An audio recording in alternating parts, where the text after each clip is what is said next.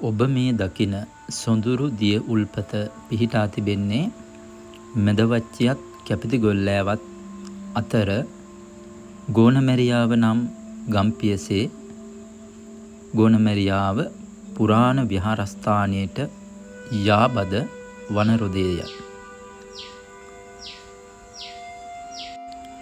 දුටු දුටුවන්ගේ සිත්නෙත් වසඟ කරන මේ සොඳුරු දිය උල්පත මෙම ප්‍රදේශයේ බොහෝ ජනතාවගේ පානීය ජල අවශ්‍යතාවය සපුරාලමින් ප්‍රදේශයේ පුරා පවතින වියලි කලාපය මොහොතකටමුත් අමතක කරන්නට හැකි මේ සොබාදහමෙන් අපට ලැබුණ චමත්කාර ජනකම දායාදයක් ලෙස ගෝනමැරියාව දිය උල්පත හඳුන්වා දීමට හැකිය.